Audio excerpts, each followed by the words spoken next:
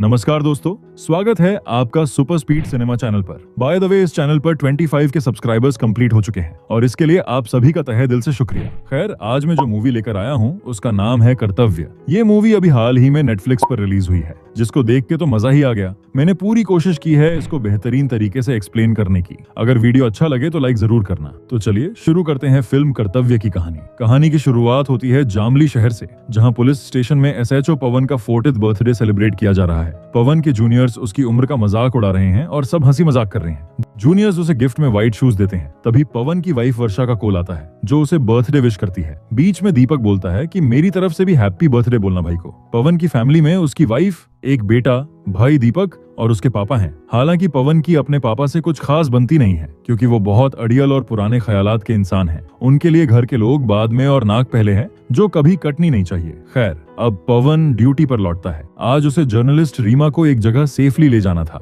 रीमा यहाँ किसी secret investigation के लिए आई थी और उसकी जान को खतरा था। पवन उसे लेकर जा ही रहा होता है कि तभी बाइक सवार दो लोग उनके आगे बाइक रोक देते हैं और दे दनादन गोलियां बरसाना शुरू कर देते हैं। इस हमले के जवाब में पवन भी कूद पड़ता है, लेकिन इस झड़प में कांस्टेबल अशोक को भी गोली लग जाती है, जिसके बाद गुस्साए पवन ने फौरन एक शूटर को गोली मारी, लेकिन एक शूटर वहां से भाग निकलता है। इस गोलीबारी में जर्नलिस्ट रीमा की मौत हो जाती है। अपनी आंखों के सामने रीमा को मरते देख पवन अंदर तक हिल जाता है। अगले दिन जब पवन पुलिस स्टेशन पहुंचता है तो माहौल काफी गर्म था। उसके सीनियर ऑफिसर केशव उसे सस्पेंड करने वाले थे, क्योंकि वो रीमा की जान नहीं बचा पाया। असल में रीमा यहाँ के एक मशहूर बाबा आनंद श्री के खिलाफ कुछ बड़ा इन्वेस्टिगेट कर रही थी, पर इससे पहले कि वो सच सामने ला पाती, उसका मर्डर हो गया। पवन अपने सीनियर केशव से रिक्वेस्ट करते हुए कहता है कि सर, मुझे बस 7 दिन का टाइम दे दीजिए, मैं खुद चार्जशीट फाइल कर दूंगा। केशव मानन जाता है, पर वार्निंग देता है कि अगर 7 दिन में केस सोल्व नहीं हुआ तो सस्पेंशन पक्का है। जब पवन टेंशन में घर पहुंचता है तो उसे एक और बड़ा झटका लगता है। उसे पता चलता है कि उसका छोटा भाई दीपक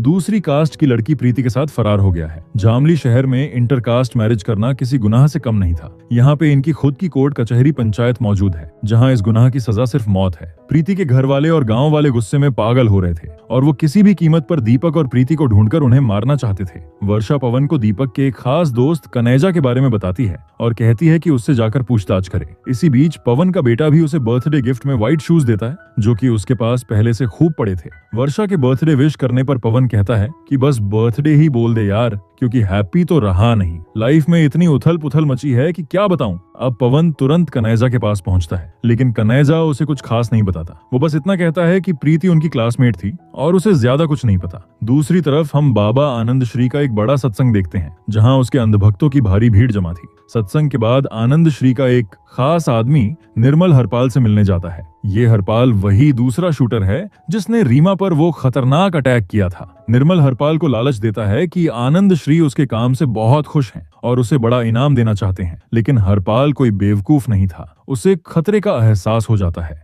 वो अंदर से कुछ लाने का बहाना बनाकर घर में जाता है, लेकिन अंदर जाकर गन निकालता है और एक गुंडे को वही ढीला कर डालता है, जिसके बाद निर्मल भी उस पर ताबड़तोड़ गोलियां बरसाता है और उसका पीछा करता है। लेकिन हरपाल कैसे भी करके वहां से एक ट्रक में बैठकर भाग निकलता है। इधर पवन हॉस्पिटल जाकर अपने घायल जूनियर अशोक से मिलता है। वो उसे 7 दिन वाले अल्टीमेटम के बारे में बताता है और साथ ही अशोक को दीपक का पता लगाने का काम सौंपता है। अशोक भी उसे तसल्ली देता है कि वो जल्द ही दीपक को ढूंढ निकालेगा। गाँव में टेंशन तब और बढ़ जाती है जब हम गाँव की पंचायत देखते हैं। सरपंच और पवन के पापा वहां मौजूद हैं। गांव का इतिहास रहा है कि जिसने भी लव मैरिज की उसे मारकर खेतों में दफना दिया गया, इसलिए वो लोग भी यही फैसला करते हैं कि दीपक और प्रीति के मिलते ही उन्हें भी जान से मार दिया जाएगा। दूसरी तरफ अपने केस को आगे बढ़ाते हुए पवन रीमा के कुछ कलीग्स को पूछताछ के लिए बुलाता है। उनसे एक बहुत ही चौंकाने वाला सच सामने आता है। रीमा असल में आनंद भूमि की सच्चाई दुनिया के सामने लाने वाली थी। वहाँ मासूम बच्चों को बंधक बनाकर उन पर जुल्म किया जाता था और उनसे जबरदस्ती काम करवाया जाता था। इसी के साथ घिनौने काम किए जाते थे, जिसके बाद वो बच्चे वहाँ से अचानक गायब हो जाते थे। रीमा इसी काले सच का पर्दाफाश करने आई थी और फिर सीन शिफ्ट होता है हरपाल पर, जो भागते हुए एक ढाबे पर पहुंच चुका है। ढाबे पर बैठे हरपाल की नजर जब एक बच्चे और उसके माँ बाप पर पड़ती है तो उसे भी अपने परिवार की याद सताने लगती है। वो तुरंत घर फोन मिलाता है, लेकिन चाहकर भी कुछ बोल नहीं पाता क्योंकि वो नहीं चाहता था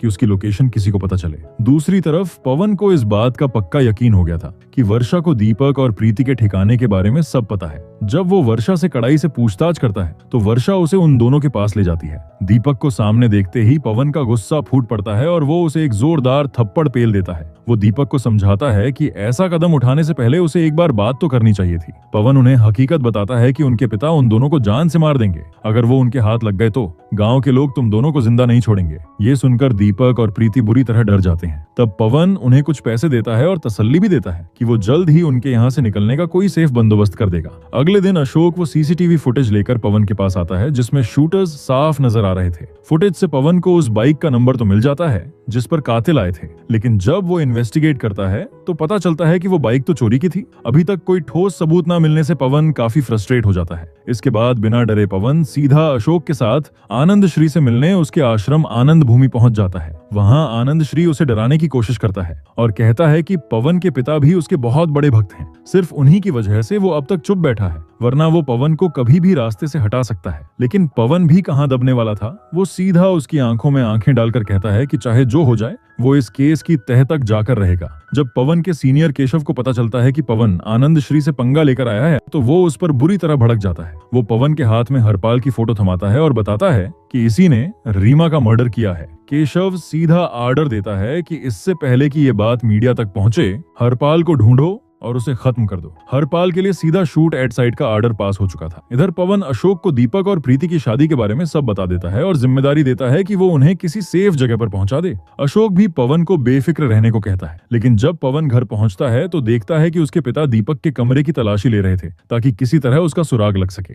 वो गुस्से में कहते हैं कि दीपक के मिलते ही वो उसे जान से मार देंगे। ये सुनकर पवन का खून खौल उठता है। वो अपने पिता की ही गर्दन पकड़ लेता है और सीधी चेतावनी देता है कि अगर दीपक को खरोंच भी आई तो उसको तो उल्टा लटका देगा घर के बाहर और उस पंचायत के सब नामर्दों को जमीन में गाड़ दूंगा जिंदा। ये कहकर पवन वहां से चला जाता है। केस को आगे बढ़ाते हुए पवन अशोक के साथ हरपाल के पिता से मिलने पहुंचता है। वहां जाकर उसे एक अजीब ही सच पता चलता है। हरपाल का पिता बताता है कि हरपाल घर पर नहीं बल्कि बचपन से ही आनंद भूमि में रहता है और सबसे हैरानी की बात तो ये थी कि हरपाल वहां से गायब है। इस बात की खबर उसके अपने बाप को ही नहीं थी। पवन हैरान था कि ये कैसा बाप है जिसे अपने बेटे की कोई फिक्र ही नहीं है। तब हरपाल का पिता बताता है कि वो आनंद श्री का बहुत बड़ा अंधभक्त है। शादी के कई सालों बाद तक जब उन्हें कोई बच्चा नहीं हुआ तो आनंद श्री के आशीर्वाद से ही हरपाल पैदा हुआ था। बाबा के कहने पर ही उसने अपना बच्चा आश्रम को सौंप दिया था। पवन जब उसे बताता है कि हरपाल के खिलाफ शूट एट साइट का ऑर्डर निकला हुआ है तो वो बुरी तरह घबरा जाता है। वो पवन से अपने बेटे की जान की भीख मांगने लगता है। पवन उसे एक तरकीब सुझाता है। वो तुरंत पुलिस स्टेशन जाकर हरपाल की मिसिंग कंप्लेंट फाइल करने को कहता है ताकि पुलिस ऑफिशियली उसे ढूंढ सके। कंप्लेंट दर्ज होते ही पुलिस एक्टिव होती है और जल्द ही हरपाल उन्हें एक बस में मिल जाता है। जब पवन हरपाल को पकड़कर सख्ती से पूछताछ करता है तो हरपाल सब कुछ उगल देता है। वो बताता है कि ये सब उसने आनंद श्री के कहने पर किया है। दरअसल आश्रम के अंदर बच्चों के साथ जानवरों जैसा सलूक होता था, उन्हें बुरी तरह टॉर्चर किया जाता था। हरपाल किसी भी तरह उस नर्क से बाहर निकलना चाहता था। तब आनंद श्री ने उसके सामने शर्त रखी कि अगर वो रीमा को रास्ते से हटा देगा तो उसे आश्रम से आजादी मिल जाएगी। अपनी आजादी के लालच में हरपाल ने रीमा का मर्डर कर दिया। हरपाल पवन को वो गन भी सौंप देता है जिससे उसने गोली चलाई थी। अब पवन के पास हरपाल का कन्फेशन भी था और मर्डर वेपन भी, और वो अच्छी तरह समझ चुका था कि आनंद भूमि के बंद दरवाजों के पीछे क्या खेल चल रहा है। पवन हरपाल को तसल्ली देता है कि वो बिल्कुल टेंशन न ले, वो उसे पूरी तरह सेफ रखेगा। अगले दिन पवन उसे लेकर कोर्ट पहुंचता है। पवन किसी काम से अंदर जाता है, लेकिन जैसे ही बाहर लौटता है तो उसके होश उड़ जाते हैं। वहां केशव खड़ा था और वो हरपाल को जबरदस्ती आनंद श्री के पास ले जाने की कोशिश कर रहा था। जब तक वो उसके पास पहुंचता वो उसे गाड़ी में डालकर निकल चुका था। पवन जानता था कि अगर उसने बच्चे को नहीं रोका तो वो पक्का मारा जाएगा। पवन तुरंत अशोक को साइड में करता है और गाड़ी भगाता है। अब तक ये साफ हो चुका था कि केशव अंदर से आनंद श्री के लिए ही काम करता है। वो गाड़ी में ही केशव को कॉल करके धमकाता है कि चुपचाप बच्चे को मेरे हवाले कर दे, अगर बच्चे को कुछ हुआ तो कुत्ता बनाकर मारूंगा तुझे। पवन कहता है कि मेरे पास हरपाल का कन्फेशन पड़ा है, अगर उसके साथ कुछ भी गलत हुआ तो तेरी लंका लगना तय है। अगर ये मीडिया के हाथ लग गया ना तो आनंद श्री की इज्जत तो खाक में मिलेगी ही, साथ ही तेरी जॉब भी चली जाएगी। ये सुनकर केशव की सिट्टी पिट्टी गुम हो जाती है और वो हरपाल को पवन के हवाले करने को मान जाता है, लेकिन वो शर्त रखता है कि पवन उस कन्फेशन से आनंद श्री का नाम हटा देगा। पवन भी फिलहाल इस बात के लिए मान जाता है। इसके बाद पुलिस की एक प्रेस कॉन्फ्रेंस होती है जहां केशव मीडिया को गुमराह करते हुए कहता है कि रीमा का कातिल कौन है ये अभी तक पता नहीं चला है, पर इसमें आनंद श्री का कोई इन्वॉल्वमेंट नहीं है। दूसरी तरफ पवन अशोक की मदद से हरपाल को शहर से कहीं बहुत दूर भिजवा देता है ताकि वो एक अच्छी और सेफ लाइफ शुरू कर सके। जाने से पहले पवन हरपाल को कुछ पैसे और एक फोन देता है। पवन उसको कहता है कि जब भी जरूरत हो कॉल करने के लिए बिल्कुल भी मत झिझकना। अशोक के कहने पर पवन ने यह जिम्मेदारी अशोक को सौंप दी थी। अशोक ने कहा कि तुम अपने भाई दीपक को मेरी बुआ के घर भेज दो, वो तो कनाडा रहती है, बाकी घर खाली पड़ा है। जिसके बाद पवन रात को ही दीपक और प्रीति को उसी सेफ हाउस में शिफ्ट कर देता है ताकि वो दोनों वहां सुरक्षित रह सकें। अगले दिन पवन अपने पापा के पास जाता है और उस दिन की अपनी बदतमीजी के लिए माफी मांगता है, लेकिन उसके पापा का गुस्सा अभी भी शांत नहीं हुआ था। वो सीधे शब्दों में कह देते हैं कि जैसे ही दीपक और प्रीति मिलेंगे वो उन्हें जान से मार देंगे। ये सुनकर पवन का गुस्सा फिर से 7वें आसमान पर पहुंच जाता है। कुछ दिन ऐसे ही निकल जाते हैं। एक दिन अचानक हरपाल के पापा पवन के पास आते हैं और रोते हुए बताते हैं कि हरपाल की माँ बहुत बीमार है और वो बस एक बार अपने बेटे से बात करना चाहती है। पवन तुरंत हरपाल को कॉल लगाता है, लेकिन उसका फोन लग ही नहीं रहा था। वो बार बार ट्राई करता है पर कोई जवाब नहीं मिलता। पवन को किसी अनहोनी का शक हो जाता है। वो गुस्से में सीधा केशव के पास पहुंचता है और कहता है कि अगर हरपाल ठीक नहीं हुआ ना तो मैं तुझे और तेरे उस आनंद श्री को फोड़ फाड़ दूंगा। बाकी लड़के का कबूलनामा अभी भी है मेरे पास। वो कोर्ट में चला गया तो साले खड़े खड़े चड्डी उतर जाएगा तेरी। बाकी तू समझदार है। केशव डराने के लिए पवन पर गुर्राता है, लेकिन जब पवन वापस गुर्राता है तो उसकी तो फट जाती है। केशव पवन की बातों से बुरी तरह डर जाता है और तुरंत आनंद श्री को सारी बात बताता है। आनंद श्री फैसला करता है कि अब पवन को रास्ते से हटाना ही पड़ेगा। अगले ही दिन निर्मल अपने गुंडों के साथ पवन के घर आ धमकता है। वो पवन को धमकाता है कि इस केस से दूर रहे और हाँ, वो कबूलनामे के पेपर्स दे दे वरना अंजाम बहुत बुरा होगा। लेकिन पवन झुकने वालों में से नहीं था, वो भी उनसे भिड़ जाता है। इसके बाद निर्मल और उसके लोग पवन को बहुत बुरी तरह पीटते हैं। एक दो लाते पवन भी दे मारता है, लेकिन वो ज्यादा थे तो वो लोग उसको पकड़ लेते हैं। जिसके बाद पवन की सुताई हो जाती है अपने बच्चे के सामने। मारते मारते निर्मल एक ऐसा सच उगलता है जिसे सुनकर पवन पूरी तरह शोक रह जाता है। निर्मल कहता है कि तेरे पापा भी आनंद श्री के बहुत बड़े भक्त हैं, बस इसीलिए तू अब तक जिंदा है, वरना कब का हरपाल की तरह मारा जा चुका होता। असल में जब अशोक हरपाल को सेफ जगह ले जा रहा था तब उसी ने निर्मल को खबर कर दी थी। रास्ते में अशोक ने गाड़ी रोकी और हरपाल को उनके हवाले करना चाहा, लेकिन मौका देखकर हरपाल वहां से भाग निकला। निर्मल और उसके गुंडों ने उसके पीछे खूब गोलियां दागी, लेकिन उसको एक भी नहीं लगी। जब हरपाल नदी क्रॉस कर रहा था तभी पीछे से खुद अशोक ने उसके पीठ पर गोली दागी, जिस वजह से बेचारा हरपाल वहीं मारा गया। अपने सबसे भरोसेमंद साथी अशोक का ये धोखा पवन को अंदर तक तोड़कर रख देता है। इस धोखे के बाद पवन एक प्लान बनाता है। वो अशोक को मिलने बुलाता है और पूरी तरह हार मानने का नाटक करते हुए कहता है कि अशोक, मुझे मेरी गलती का एहसास हो गया है। मैं केशव और आनंद श्री से माफी मांगना चाहता हूँ और उन्हें हरपाल का वो कन्फेशन भी दे दूंगा। अशोक उसकी बातों में आकर कहता है कि वो खुद जाकर आनंद श्री से इस बारे में बात करेगा। कुछ देर बाद निर्मल वो कन्फेशन लेने पवन के पास आता है। पवन उसे कन्फेशन पेपर दे देता है। निर्मल कहता है कि दिमाग पे लट्ठ पड़ने से दिमाग खराब हो जाता है सुना था, लेकिन तुम्हारा तो ठिकाने पे आ गया। ये कहकर निर्मल बत्ती सी दिखाते हुए जैसे ही वहां से जाने लगता है, पवन अपनी गन निकालता है और निर्मल के साथ साथ उसके सारे लोगों को वहीं शूट कर देता है। ये खौफनाक मंजर देखकर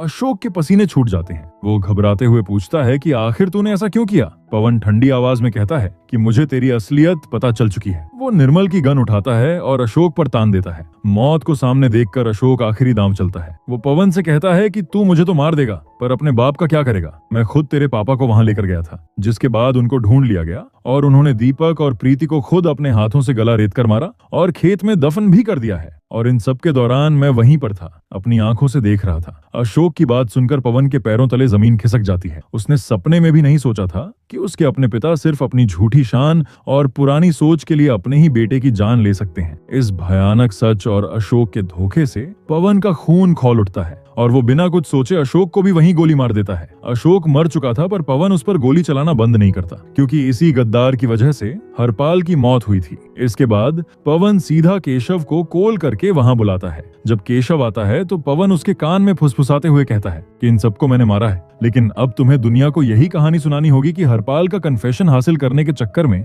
निर्मल और अशोक के बीच फायरिंग हुई और दोनों ने एक दूसरे को मार दिया। वो केशव को धमकी देता है कि अगर उसने अपना मुंह खोला तो वो कन्फेशन सीधा मीडिया के पास जाएगा, जिससे केशव की वर्दी तो उतरेगी ही, साथ ही वो जेल भी जाएगा। अपनी नौकरी और इज्जत दांव पर देखकर केशव के पास पवन की बात मानने के अलावा कोई रास्ता नहीं बचता। वो मीडिया के सामने जाकर यही झूठी कहानी सुना देता है। अब पवन सीधा अपने घर पहुंचता है और अपने पिता से कहता है कि चलिए हमें दीपक से मिलने जाना है। उसके पिता हैरान रह जाते हैं कि आखिर पवन को क्या पता चल गया। पवन उन्हें उसी खेत में लेकर जाता है जहां उन्होंने दीपक और प्रीति को मारकर दफनाया था। वहां पवन नम आंखों और भारी आवाज में अपने पिता से कहता है कि आप एक पिता बनने में पूरी तरह फेल हो गए हैं। सिर्फ बच्चों को पैदा करना और उन पर अपनी थोथी सोच थोपना बाप का फर्ज नहीं होता। बच्चों को समझना, उनका साथ देना और उन्हें खुशियां देना एक पिता का असली काम है। मैं दुआ करूंगा कि किसी भी जन्म में मुझे आप जैसा पिता ना मिले। आपने अपनी झूठी इज्जत के लिए मेरे भाई को मार दिया और अब अगर मेरा बेटा आपके साये में रहा तो वो भी आपके जैसा ही बन जाएगा,